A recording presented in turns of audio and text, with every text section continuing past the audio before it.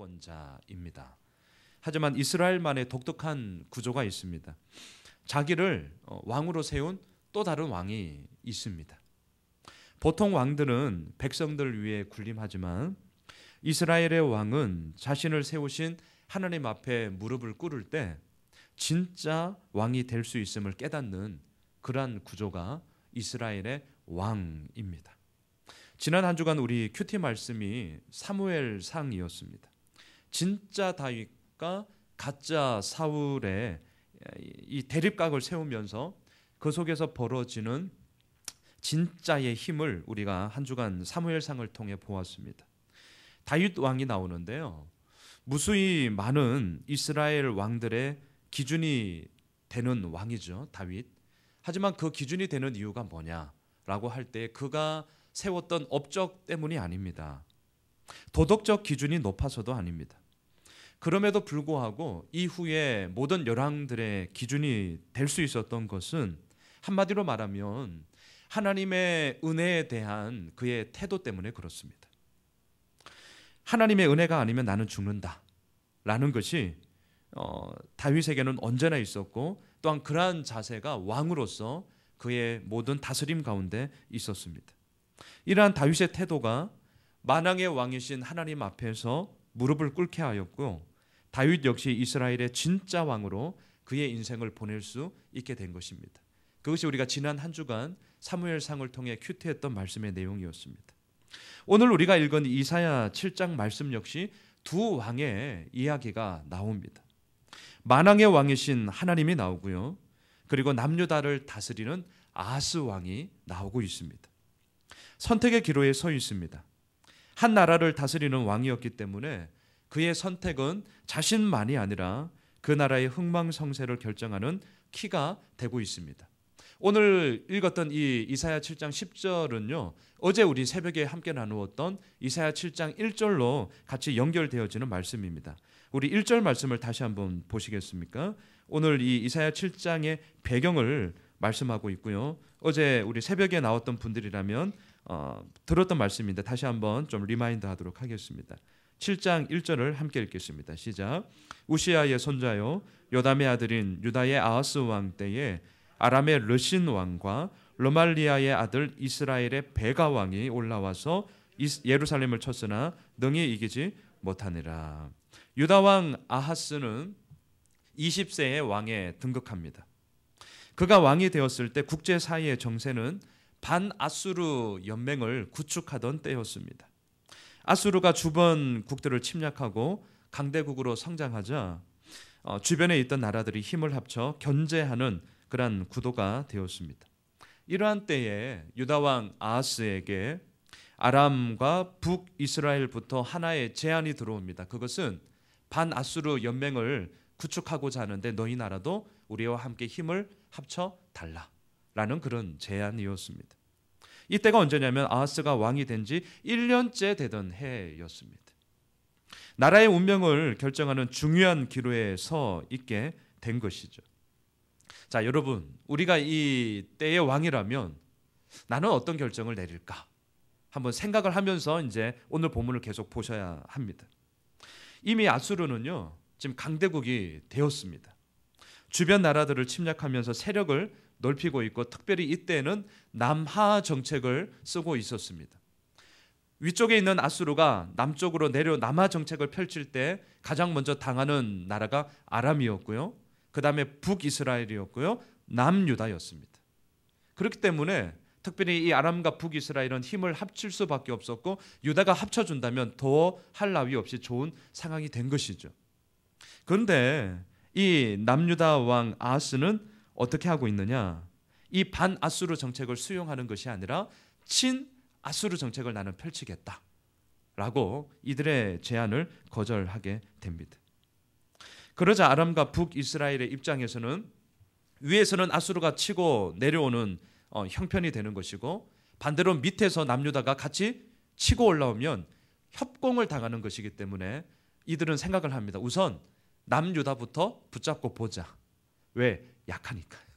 지금 이렇게 되는 것이죠. 자, 이들은 전쟁을 준비하면서 여론을 이용합니다. 소위 말하는 이제 심리전을 이용하는 것이죠. 자신들의 계획을 먼저 선전포고를 하는 거예요. 자, 6절을 한번 보세요.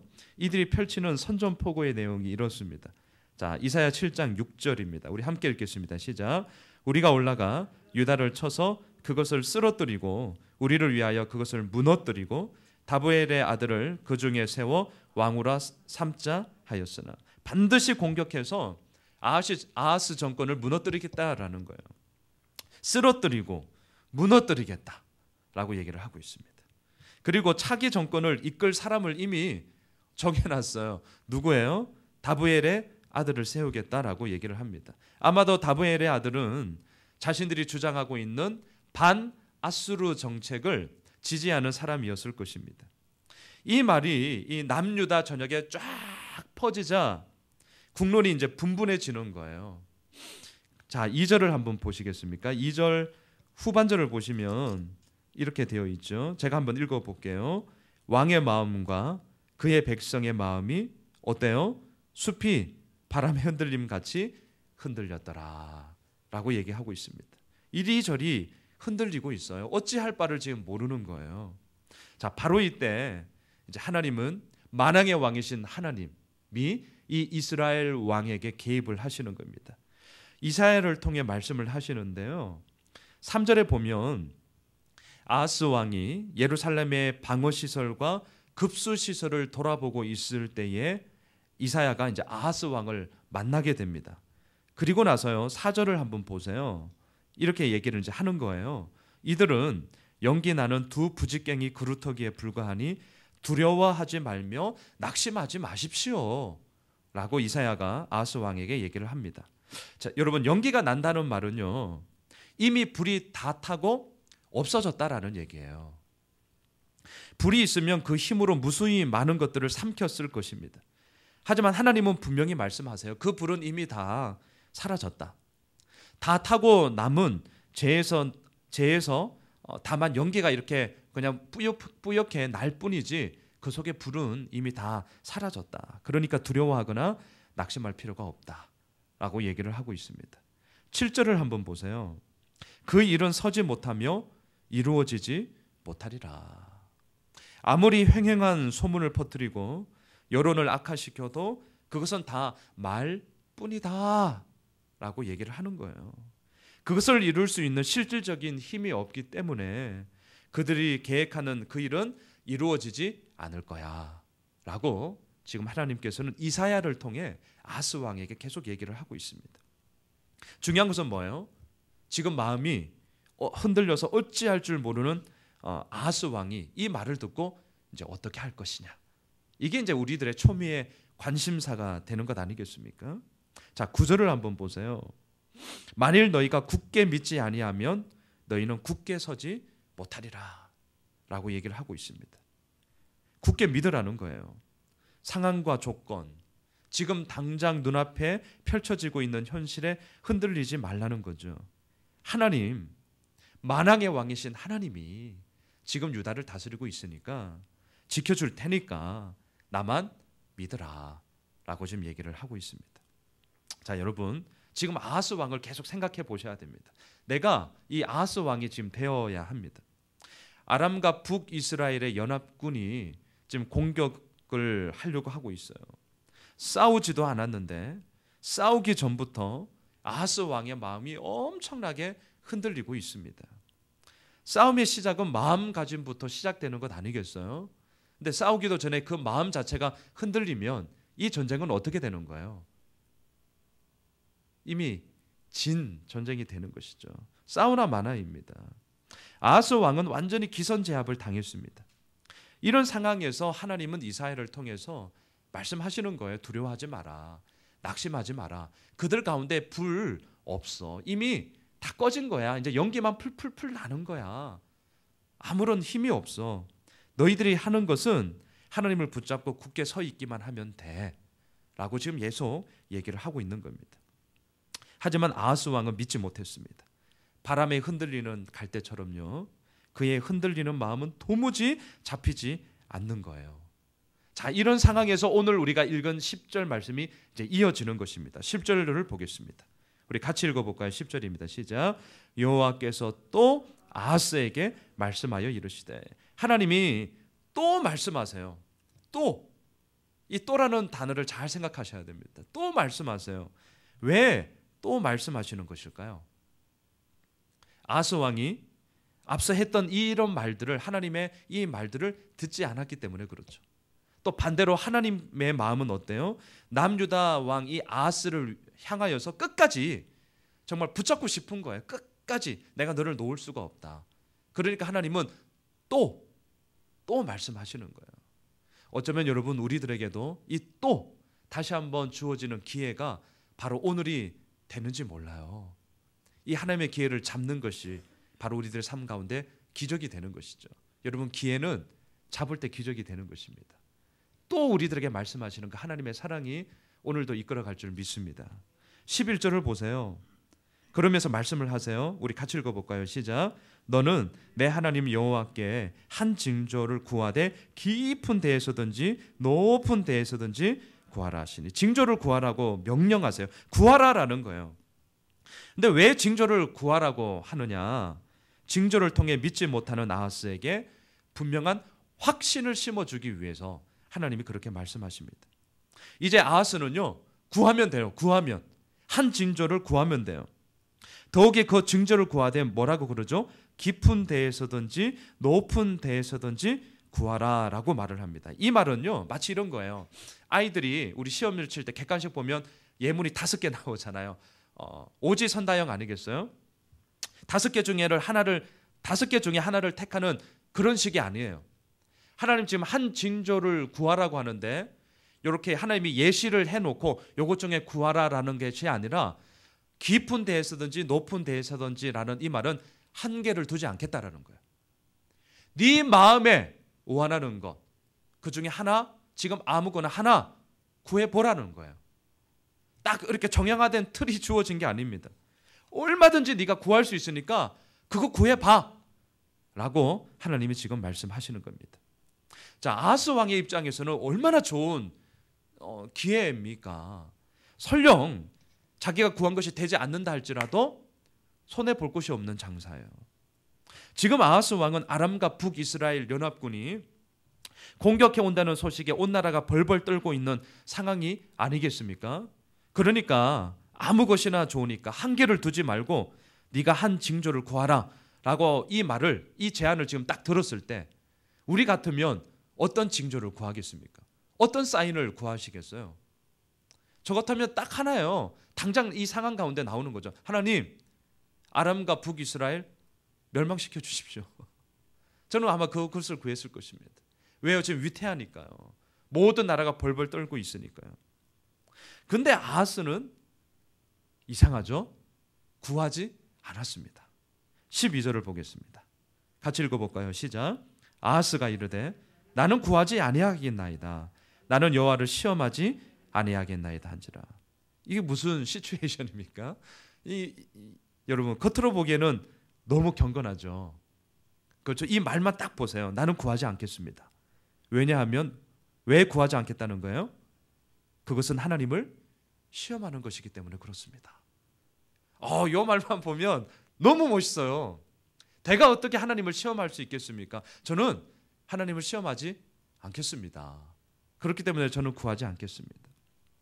표면적으로 보면 너무 멋있는 말이고요. 너무 경건함이 정말 묻어나는 말입니다. 그리고 또 맞는 말이에요. 여러분, 어떻게 우리가 만왕의 왕이신 하나님을 시험할 수 있겠습니까? 그럴 수 없는 것이죠. 하지만 아하스는요, 이 하나님을 시험할 수 없습니다 라고 하는 이 말을 통해 결국은 하나님을 시험하고 있습니다. 하나님을 시험할 수 없습니다. 표면적으로 너무 경건한 척하는 거예요. 하지만 그 속내는 뭐예요? 하나님을 불신앙하는 거예요. 하나님을 믿지 못하는 거예요. 하나님을 신뢰하지 못하는 거예요. 결과적으로 하나님을 시험하고 있는 말인 것입니다. 지금 하나님이 원하시는 것은 무엇입니까? 아무 것이라도 좋으니까 한 가지 징조를 구하라는 거예요. 아하스는 무엇이든지 하나를 구하면 되는 것이었습니다. 하지만 아하스는 구하지 않았습니다. 왜냐하면 하나님을 신뢰하지 못했기 때문입니다. 신뢰하지 못하니까 순종하지 못하는 겁니다. 지금 아하스의 마음에는 눈에 보이지 않는 하나님이 아니라 눈에 보이는 아수르를 원하고 있었던 것입니다. 아수르와의 동맹만이 살 길이다. 이미 마음의 결정을 다 내린 거예요. 자신의 외교력과 빠른 판단을 의지하면서 이사야 선지자의 말을, 더 궁극적으로 말하면 만왕의 왕이신 하나님의 말을 철저하게 무시하고 있습니다. 자, 그러자 이사야 선지자가 말을 합니다. 13절을 볼까요? 같이 읽겠습니다. 시작. 이사야가 이르되 다윗의 집이여 원하건대 들을지어다. 너희가 사람을 괴롭히고서 그것을 작은 일로 여겨 또 나의 하나님을 괴롭히려 하느냐. 겸손을 가장한 이 불신앙의 아하스에게 다윗의 집이여 라고 말을 하고 있습니다. 이사야는요, 아하스 왕 개인에게 말하는 것이 아니라 다윗의 집에게 말하고 있습니다. 위협적인 상황 속에서 잘못된 판단을 한 것은 아하스 개인뿐만이 아니라 궁극적으로는 남유다 이 왕조 전체와 연관된 선택이라는 그 막중한 책임을 지금 지우고 있는 것입니다. 아하스 왕은 사람을 괴롭혔습니다. 오늘 13절에서 그렇게 얘기를 하죠. 괴롭히다라는 말은요, 지치게 하다, 뭔가를 지속할 수 없게 하다라는 뜻을 가지고 있습니다. 아하스의 정치는 지금 이때가 아하스가 왕으로 등극한 지 1년이 지날 때쯤이었습니다. 얼마 하지도 않았어요. 그런데 이 아하스의 정치는 남유다 백성을 살리는 게 아니라 도리어 지치게 만들었습니다. 미래를 계획하며 뭔가를 해보려고 하는 백성들의 희망을 깡그리 깨 부셔버렸습니다. 아하스는요, 사람을, 이 남유다 백성들을 괴롭혔습니다. 하지만 아하스 왕은 그러한 자신의 잘못, 자신의 정책, 자신의 국정 기조를 전혀 잘못된 것으로 여기지 않았다라는 거예요. 성경에서 그래서 그걸 이렇게 얘기하죠. 그것을 작은 일로 여겼다. 별다른 생각이 없는 거예요. 백성들은 죽어가고 있는데 아하스 왕은 전혀 그 백성들을 살피지 못했습니다. 아무렇지도 않은 듯 그렇게 살았습니다. 그런 삶의 태도가 지금 하나님과의 관계에도 고스란히 적용되고 있는 것입니다. 여러분, 하나님과의 관계는 좋은데 사람과의 관계는 엉망이다. 반대로 사람과의 관계는 좋은데 하나님과의 관계는 엉망이다. 이것은 지금 아하스 왕의 모습과 같은 것이죠. 그리고 더 엄밀하게 말하면 그렇게 될 수 없는 것이죠. 하나님과의 관계가 좋으면 그 은혜가 사람과의 관계 속에도 흘러가는 것이죠. 사람과의 관계 속에서 신실함이 묻어나는 그 태도가 결국은 하나님과의 관계 속에서도 고스란히 적용이 되는 것임을 우리가 다시 한번 보게 됩니다. 겸손을 가장한 이 자신의 불신앙이 하나님을 얼마나 괴롭게 하는 것인지 아하스는 전혀 인식하지 못하고 있습니다. 그렇기 때문에 지금 이사야는요, 그 뒷부분에 보세요. 13절 뒷부분에 보시면 그것을 작은 일로 여겨, 그리고 뭐라 그러죠? 또 나의 하나님을 괴롭히려 하느냐. 자, 여러분, 지금 이사야와 아하스와의 대화 내용이에요. 그러면 보통 상식적으로 누구의 하나님이라고 지칭을 해야 되는 거예요? 너의 하나님, 아하스 너의 하나님을 왜 괴롭게 하느냐, 이렇게 얘기해야 되는 것 아니겠어요? 근데 이사야는 뭐라 그러죠? 나의 하나님을 괴롭게 하지 말라라고 지금 얘기를 하고 있습니다. 이 말은 무슨 말이죠? 아하스 왕의 지금 이 결정은 곧 만왕의 왕이신 하나님을 믿지 못하는 것이기 때문에 아하스 너와는 이미 아무런 관계가 없다라는 것을 이 호칭을 통해서 얘기를 하는 거예요. 아하스 너의 하나님, 이 너의 하나님이 이미 되지 못하는 거예요. 왜요? 마음에 그 하나님을 지금 아하스는 다 지워버렸기 때문에 그런 것이죠. 이사야는 그것을 알고 있었습니다. 그래서 질책하고 있는 이 말 가운데 너의 하나님도 이제는 되지 않는 거예요. 나의 하나님을 괴롭게 하지 말라는 거예요. 지금 무서운 얘기를 하고 있는 것이죠. 아하스가 아무런 징조를 구하지 않았습니다. 겉으로는 그럴싸하게 말합니다. 하나님을 시험할 수 없습니다 라고 경건한 척합니다. 하지만 그것은 너무나 냄새나는 거짓이었고 하나님을 향한, 하나님을 시험하는 불신앙의 고백이었습니다. 아하스가 아무런 징조를 구하지 않자 하나님께서 친히 징조를 주십니다. 14절을 읽도록 하겠습니다. 오늘 말씀 14절입니다. 함께 읽겠습니다. 시작. 그러므로 주께서 친히 징조를 너희에게 주실 것이라. 보라, 처녀가 잉태하여 아들을 낳을 것이요 그의 이름을 임마누엘이라 하리라. 너무나 익숙한 말씀입니다. 이제 성탄절이 되면 이 말씀이 많이 듣게 되는 말씀인데요. 장차 오실 예수 그리스도를 물론 예표하는 말씀이죠. 우리들에게는 너무나 기쁘고 축복된 말씀입니다. 그런데 오늘 이 본문에서 이 말씀이 나온다는 것을 꼭 생각하십시오. 지금 이 징조를 듣고 있는 하나님이 친히 그러면 징조를 지금 보여주겠다는 거예요. 자, 이 징조를 듣고 있는 아하스 왕에게는 이것이 어떤 의미가 되느냐라는 거죠. 이게 이제 중요한 것이죠. 자, 이런 질문입니다. 이 징조가 아하스 왕에게는 축복일까요? 아니면 위협일까요?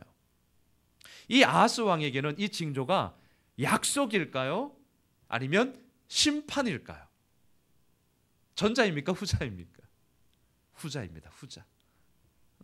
축복이 아니라 위협이고요. 약속이 아니라 심판이 되는 것입니다. 자, 왜냐하면요, 오늘 이 14절에서 얘기하고 있는 처녀가 낳은 아들의 성장하는 것과 함께 앞으로의 역사의 향방이 그 아들과 관련되어서 진행되어지기 때문에 그렇습니다. 그 내용이요, 이제 그 14절 이후부터 쫙 오늘 보면 마지막인 25절까지 이어지는 내용입니다. 자, 이 징조를 잘 보셔야 합니다. 처녀가 잉태하여 아들을 낳고 그 아들의 이름을 임마누엘이라고 합니다. 자, 여기서 처녀는요, 혼인 여부와는 무관하게 아직 아이를 낳아본 적이 없는 젊은 여인을 뜻합니다. 이 젊은 여인이 곧 아들을 낳는다는 거예요. 그 아들의 이름이 뭐예요? 임마누엘입니다. 임마누엘. 그 아들의 이름이 임마누엘입니다. 뜻이 무엇이죠? 하나님이 우리와 함께 하신다 라는 뜻입니다. 자, 이 젊은 여인이 낳은 아들은 그의 이름처럼 하나님이 함께 하셨고, 이 아들과 관련하여 앞으로의 역사가 이제 움직이게 되는데요. 16절을 보겠습니다. 자, 이 앞으로의 역사가 이 아들과 관련해서 어떻게 이루어지는지를 우리 본문을 통해 보겠습니다. 16절을 함께 읽어볼까요? 시작. 대저 이 아이가 악을 버리며 선을 택할 줄 알기 전에 내가 미워하는 두 왕의 땅이 황폐하게 되리라. 자, 처녀가 낳은 이 아들이 성장하고 있습니다. 선과 악이 무엇인지를 아직 분별하기도 전에, 그러니까 그렇게 많은 나이는 아니겠죠. 자, 분별하기도 전에 두 왕의 땅이 황폐하게 될 거라는 거예요. 여기서 말하는 두 왕은 누굴까요? 지금 남유다를 공격하고자 칼을 갈면서 준비하고 있는 아람과 북이스라엘을 얘기를 하는 것이죠. 아하스 네가 미워하는 두 왕, 아람의 르신 왕과 북이스라엘의 베가 왕이 모두 망하게 될 거라는 거예요. 아하스 왕 입장에서는 이 말씀 참 좋은 것이죠. 하지만 이 아이가 악을 버리며 선을 택할 줄 알게 되면 어떻게 될까요? 자, 이 말씀 제가 지금 뒤집은 거예요. 이 두 왕은 이 아이가 선과 악을 분별하기도 전에 망하게 된다라는 거예요. 그러면 반대로 이 아이가 더 커서 임마누엘이에요. 임마누엘. 이 임마누엘, 이 아이가 커서 선이 무엇이고 악이 무엇인지를 알고 분별할 때가 되면 이 말을 듣게 되고 있는 아하스 왕은 어떻게 될까요? 아하스 왕 역시 망하게 되는 것이죠. 왜요? 이 아하스 왕이 걸어가고 있는 길은 철저하게 하나님을 불신하고 있기 때문에 그렇습니다. 이 임마누엘이 살펴봤을 때 이 아하스 왕의 그 길은 악한 길이에요. 그러니까 어떻게 그대로 둘 수가 있겠냐라는 것입니다. 사실은 이 16절은 지금 당장은 아하스 왕에게는 아싸 할 수 있는 것이지만 궁극적으로는 나 역시 그러한 황폐함을, 그러한 징계를 받을 수밖에 없다라는 것을 알아야 하는데 모른다는 거예요. 17절을 보세요. 같이 읽을까요? 시작. 여호와께서 에브라임이 유다를 떠날 때부터 당하여 보지 못한 날을 너와 내 백성과 내 아버지 집에 임하게 하시리니 곧 아수르 왕이 오는 날이니라. 지금 이 아하스 왕은 친아수르 정책을 펼칩니다. 그리고 물론 또 아수르에게 원조를 구해서 이 연합군의 위협으로부터 벗어나게 돼요. 당장은 좋죠. 당장은. 근데 그 끝을 보라는 거예요. 끝을. 뭔가 지금 17절을 보니까 심상치 않습니다. 왜냐하면요, 지금까지 경험해 보지 못한 시간들을 아수르 왕이 옴으로 말미암아 당하게 될 거다라는 거예요. 지금 당장은 아수르 왕의 원조를 통해서 이 어려움을 면했지만 그것이 결국은 더 큰 화가 된다라는 것을 말하고 있습니다. 자, 아수르로부터 당하게 될 어려움을요, 그 날에라고 오늘 본문에서는 표현을 하면서 4번 언급하고 있습니다. 먼저 첫 번째 그날을 한번 볼까요? 18절입니다. 18절 같이 읽겠습니다. 시작. 그 날에는 여호와께서 애굽 하수에서 먼 곳의 파리와 아수르 땅의 벌을 부르시리니. 자, 여기서 애굽과 아수르가 나오는데 당시 두 강대국입니다. 두 강대국 애굽과 아수르의 틈바구니에서 약소국 유다는 어떻게 된다는 거예요? 한마디로 말하면 놀이개감이 된다는 거예요. 애굽이 훅 불면 훅 날아가고 아수르가 훅 불면 유다는 훅 쓰러지는 거예요. 지금 이 한국이 처해 있는 국제 정세에 의하면 우리나라도 역시 마찬가지 아니겠어요? 미국, 러시아, 중국, 일본 이 강대국들의 틈바구니 속에서 눈치를 볼 수밖에 없는 거죠. 남유다 역시 이제 그렇게 된다라는 거예요. 자, 20절도 볼까요? 두 번째 그날이 나오는데요. 20절 같이 읽겠습니다. 시작. 그 날에는 주께서 하수 저쪽에서 세내어 온 삭도 곧 아수르 왕으로 내 백성의 머리털과 발털을 미실 것이요 수염도 깎으시리라. 자, 그 날에 지금 어떤 일이 벌어지고 있죠? 머리털도 깎이고 발에 있는 털도 깎이고 수염도 다 깎인다는 거예요. 털을 깎고 있습니다. 털을. 자, 이것은 무슨 얘기냐면 털을 모조리 밀어버린다는 것은 전쟁 포로들이 겪어야 했던 아주 모욕적인 행동입니다. 그럼 무슨 얘기예요? 아수르의 원조를 통해서 지금 당장의 어려움은 모면했지만 결과적으로는 그 아수르로 말미암아 너희들 역시 전쟁 포로와 같은 아주 모욕적인 일을 당하게 될 것이다라는 것이죠. 아하스는 아수르 왕에게 도움을 요청했지만 그것 때문에 터무니없이 큰 값을 치르게 될 것임을 말하고 있습니다. 세 번째 그날을 한번 볼까요? 21절입니다. 21절 같이 읽을까요? 시작. 그 날에는 사람이 한 어린 암소와 두 양을 기르리니. 자, 이 말은 무슨 말이냐면요, 남유다의 모든 백성들이 가난하게 될 것이고 그래도 그나마 22절에 보면 젖이 많이 나므로 죽지 않고 겨우, 여기 중요합니다, 겨우 목숨은 연명할 수준으로 그냥 그렇게 살게 될 거라는 거예요. 그날에 참 불쌍한 일이 계속 생기고 있는 것입니다. 자, 네 번째 그날을 한번 볼까요? 23절입니다. 같이 읽겠습니다. 시작. 그날에는 1000그루의 은 1000개의 가치가 있는 포도나무가 있던 곳마다 찔레와 가시가 날 것이다. 너무나도 비옥하고 생산량이 많아 사람들에게 너무나 가치가 높던 포도원이 갑자기 어떻게 변하고 있어요? 찔레와 가시가 나면서 포도원이 황폐해지고 있습니다. 그들이 경작했던 농경지가 다 사라지고 있습니다. 그래서 이들은 먹고 살 것이 없어서 어떻게 하냐면 24절에 보면요, 온 땅에 찔레와 가시가 있으므로 화살과 활을 가지고 그리로 가게 될 것이다. 이것은 무슨 얘기입니다? 무슨 얘기죠? 이제 사냥을 하면서 겨우 먹고 살아야 되는 거예요. 사냥하면서. 왜요? 농경지가, 목초지가, 포도원이 다 황폐해지기 때문에 그렇습니다. 지금 자, 여러분 중요한 것은 이 모든 일들이 그날이 누구와 관련이 있냐라는 거예요. 그날이 누구와 관련이 있죠? 임마누엘, 이 젊은 처녀가 낳은 아들이 성장하는 것과 관련이 있습니다. 임마누엘, 이 말을 잘 들으셔야 됩니다. 하나님이 우리와 함께 계시다. 임마누엘. 그럼 이 임마누엘이 점점 성장하면 성장할수록 이 임마누엘의 징조는 축복이 되어야 하는 거예요? 아니면 심판이 되어야 하는 것입니까? 축복이 원래는 되어야 되는 거죠.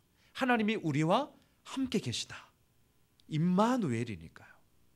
하나님이 우리와 함께 하심으로 말미암아 우리들 삶 가운데는 하나님의 그 뜻이 온전하게 흘러 가는 것이고, 그 속에서 하나님이 써가시는 너무나 기적적인, 정말 너무나 풍성한 이야기가 그 속에 펼쳐져 가야 되는 것 아니겠습니까? 그게 임마누엘, 이 아이가 자라고 자랄수록 그것이 흘러 넘치게 되는 이야기가 되는 것이죠.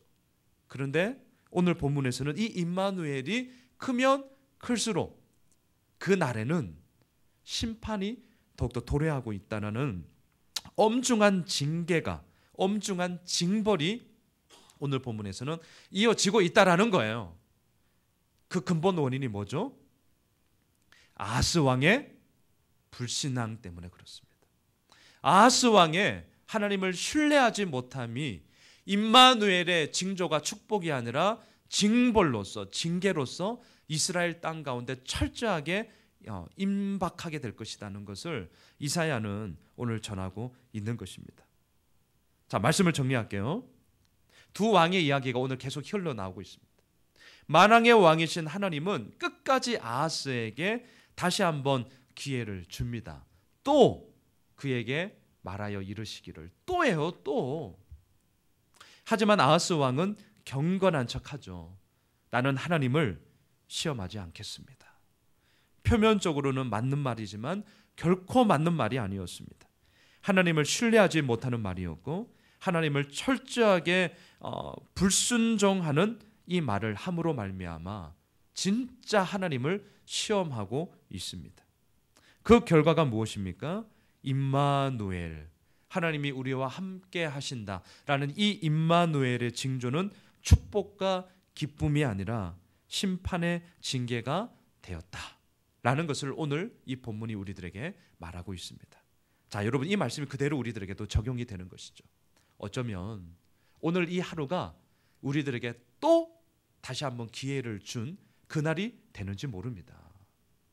그 속에 우리가 지금 서 있는 거예요. 자, 그대로 우리들에게 지금 묻는 거예요. 또 너희들에게 말씀하여 이르시되.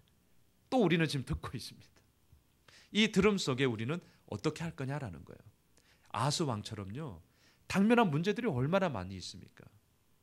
제가 우리들 교회 1:1 양육 지금 훈련을 받고 있는데, 이번 주 숙제가 뭐였냐면 늘 급하고 쫓기는 삶에 대한 그 책 제목이 있거든요. 늘 급하고 쫓기는 삶, 그 시간 관리에 대한 그것을 지금 타임 스케줄을 짜고 숙제를 이제 오늘까지 지금 마무리를 해야 되는데요. 그러고 있습니다. 자, 우리들에게 당면한 문제를 자세히 보세요. 언제나 늘 급하고 쫓겨요. 뭔가가 너무 이렇게 긴급하게 이루어지는데 자세히 보면 중요한 일이 아니더라는 거죠. 근데 언제나 쫓겨요. 지금 아하스 왕도 쫓기고 있다니까요. 언제나 급해요. 근데 그 속에서 우리는 그 결정을 무엇을 기준으로 하냐라는 거죠. 늘 급하기 때문에 우선 빨리 해결해 보는 것이죠. 아하스 왕 역시 자신의 외교력과 빠른 판단력을 가지고 아수르에게 원조를 그냥 딱 구하고 보는 거예요. 왜? 급한 불부터 끄고 보자. 근데 그 급한 불이 꺼지자 무슨 불이 와요? 모든 것을 삼키는 불이 이 남유다에게 오게 되는 거예요. 그때 하나님은 또 우리들에게 말씀을 하시겠죠. 여러분, 기회는 잡을 때 기적이 되는 것입니다. 우리들에게 다시 한번 오늘 한날 하나님께서 말씀을 하고 있습니다. 우리들 삶 속에서 무엇을 듣고 있습니까? 무엇을 바라고 있습니까? 또 무엇을 잡기를 원하십니까? 바라기는 만왕의 왕이신 하나님 앞에 우리가 다시 한번 이 선언, 이 예배를 통하여서, 그리고 오늘로 시작해서 시작되어지는 이번 한 주간을 통하여서 우리가 그 만왕의 왕이신 하나님을 붙잡음으로 말미암아 내 삶의 진짜 왕의 그 힘이 어떻게 이루어지는지를 경험하게 되어지는 우리 모두가 되시기를 주님의 이름으로 축복합니다. 우리 함께 일어나셔서 찬양하시고요, 기도하도록 하겠습니다. 우리 여호와의 유월절 주보에 있는 찬양입니다. 지극히 높은 주님의 나 지성소로 들어갑니다. 만왕의 왕이신 하나님 앞에 우리가 함께 나아감으로 말미암아 우리들의 모든 삶의 결정권자, 최종 결정권자가 하나님이심을 고백하면서 우리가 함께 나아갔으면 좋겠습니다.